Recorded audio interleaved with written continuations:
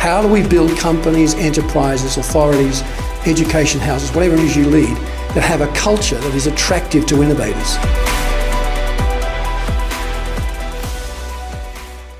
So with every opportunity, there's a challenge. Great new opportunities in fuels. Don't want to talk much about that. We talked a lot about it the last time I was here.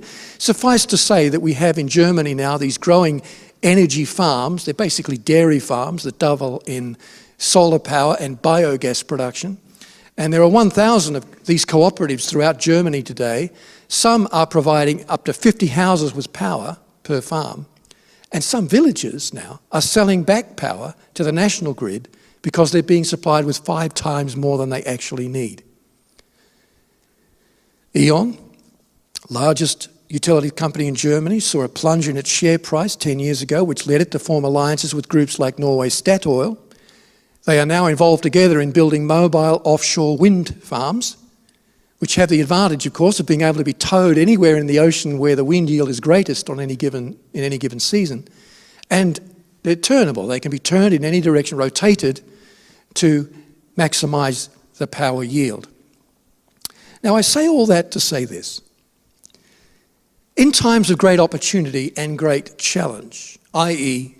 change, people look for fixed reference points. Afloat on a sea of uncertainty, people look for landmarks that make sense of the change and add value to the change. This is where leadership becomes central. And because people mean so many things by leadership, I need to quickly define what I mean by leadership in the context of this session. First of all, we need to say again that leadership is not the same thing as management.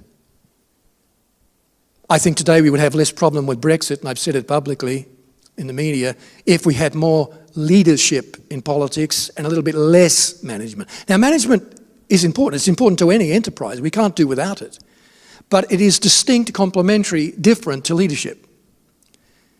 Managers, and forgive me for speaking generically, some managers do have leadership skills, by the way, and some leaders have management skills, but the disciplines are quite distinct. Managers, generally speaking, are focusing on things like benchmarking, which is not a bad thing. Why should we invent the wheel again? But leaders are focusing on breakthroughs. What hasn't been done before? What's the next way of doing things? See, benchmarking can be the death of innovation if you allow it to be, because it has you constantly focusing on the norm rather than a potentially exciting exception. And exceptions are where innovation really comes from. Managers are looking at metrics, tables, charts, targets, all of it vital, but leaders are looking more at mindsets. I'm speaking generically. Managers are focused on structure, leaders on culture, because managers are essentially structural engineers. Leaders are cultural architects. We need both, but we need to understand that they are different things.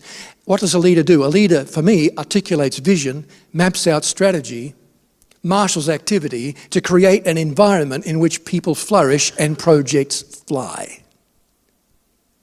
A leader articulates a vision of the preferred future, not just of their enterprise, but of the community they are called to serve.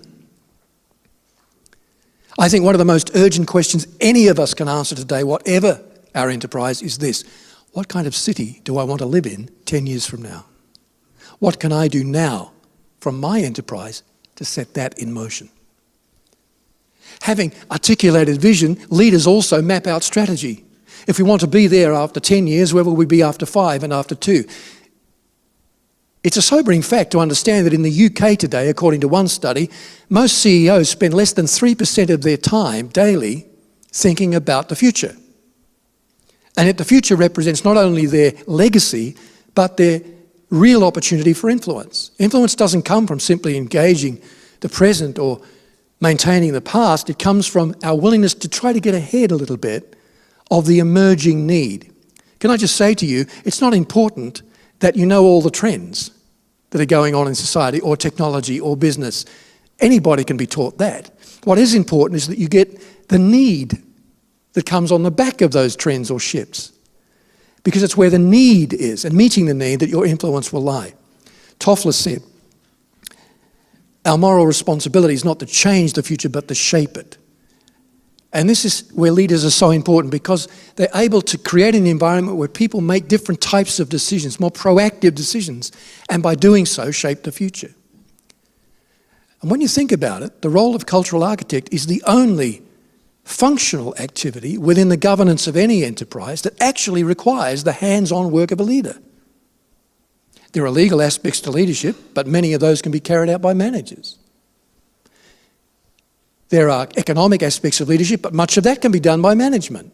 Leader oversight, management activity. The only thing that actually requires the hands-on activity of a leader in governance is this area of cultural architecture. So what kind of cultures do we need? What kind of leaders do we need to create an environment in which innovation flourishes? The cultures of confidence that give people the ability to be bold, to be proactive, to be on the front foot like the stewardess we heard about before. I think if you'll take on board just some of the practical skills I'll share in the next few minutes, 4 things will happen in your leadership and your enterprise. First of all, there'll be a greater innovation in the core team, a greater potential to engage positively with challenge, to create opportunity. I think you'll see a faster response to challenges. I think you'll see a boosted productivity as a result. And I think you will see a more linked up, alliance-building enterprise. It is my experience over many years now around the world that the companies and organizations that form alliances most quickly and are most attractive to alliance partners are those of whom these following skills are largely true. What kind of leadership builds cultures of confidence which attract innovators? First thing we need to note is, and it's probably the simplest, but the little things trip us up, we need leadership that is visible if we're to create cultures of confidence, both in individual enterprises in Aberdeen and as an ecosystem. One of my favourite movies at the moment is Darkest Hour. How many saw that?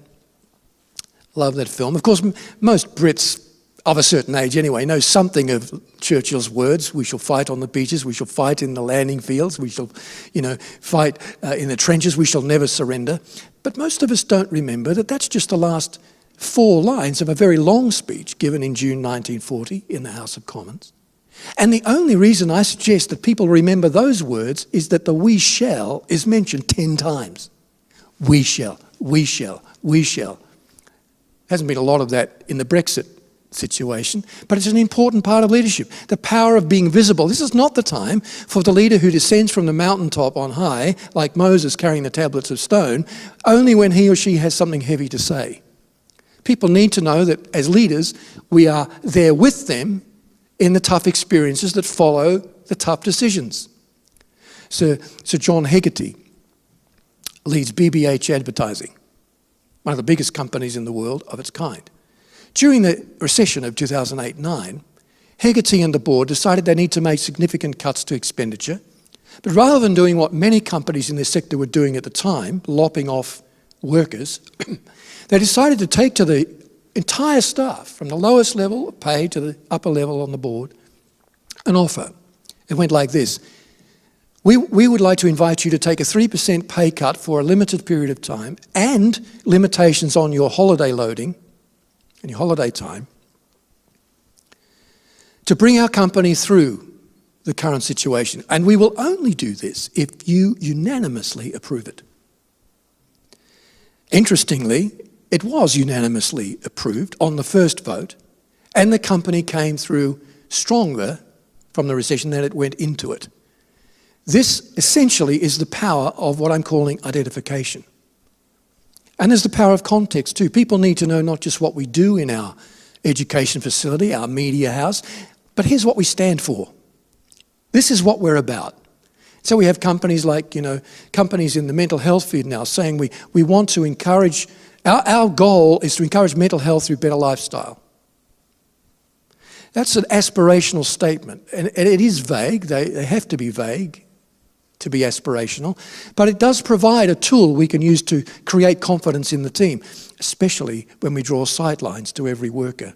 Here's how you in procurement are helping us reach this aspiration. Here's how you in sales are helping us reach this aspiration. Here's how you in marketing are helping us reach this aspiration. Leadership that creates cultures of confidence is poised.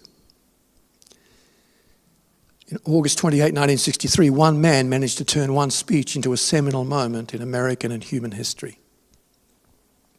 I want you to remember that no laws were passed immediately on the back of that "I have a dream" speech. No presidents rose or fell on the back of that speech, and yet Martin Luther King Jr. in that speech inspired 3 generations now to engage in the area of racial equality so that, as he put it, America might live up to the promise of its creed. What most people don't remember when they see these videos is that this man was only 34 years of age when he gave that speech. There's a weightiness, there's a substance, there's a character about him that belies his age. This is what I'm referring to as poised leadership. Sigmund Freud once said that there are 3 causes of anxiety. And in times of change, my friend, you and I both know that anxiety is a problem for leaders in business, just as it is in other areas. Freud said the first cause of anxiety is our failing bodies, the threat of sickness and the need to manage our health as we get older. The second cause, he said, is the power of nature to suddenly erupt in things like earthquakes and tornadoes and flooding in the UK. The third cause, and the one that concerns us as leaders the most, is social aggravation. It is possible for emotion to be caught virally. People can actually talk each other into a state of anxiety over the water cooler in your office or your school. Emotion is important because of contagion. What starts off with unconscious mimicry, you're telling me about your anxiety or a situation that's causing you a problem, I unconsciously begin to mirror the facial expressions, really, and the sense of emotion that goes with your anxiety. Before long, I'm feeding back your anxiety in my words, using my own body language, so I'm beginning to own it, and finally, it's synchronized. There's a synchronization of our emotion so that it becomes a viral proposition. Reputation today is built on emotion. You may remember that a few years ago, the CEO of Total said we are no longer going to be investing in drilling in one of the world's most sensitive environmental zones. The reason he said we're not going to do this is because it would be bad for the image of Total. It's probably the worst thing he could have said in marketing terms, because obviously it made him look more concerned for his image than the environment. It drove a huge emotional response, particularly in the United States, against the company. Reputation is shaped by emotion today. Regulation is shaped by emotion because opinion polls can be done so quickly through social media. Politicians react to the whims of public opinion. I suppose that's human nature. But we end up with a problem with regulation sometimes as a result. It's very important that leaders are aware of emotion. Emotion has a bigger impact on the future than you might think it does. It's not all rational. It's also about emotion, sometimes more so. And we need to be aware of the emotion of the team. We need to be aware of our own emotions. How am I reacting in this difficult situation or in the face of this opportunity? By the way, Forbes 500 a few years ago Forbes found that in its Forbes 500 CEO category, on average, the top 500 CEOs in America were 3 inches taller than the rest of the population, male or female. Now, there was no suggestion, and I'm not suggesting, that only tall people can lead. Far from it. The suggestion here is, though, that poise matters. The presentation matters.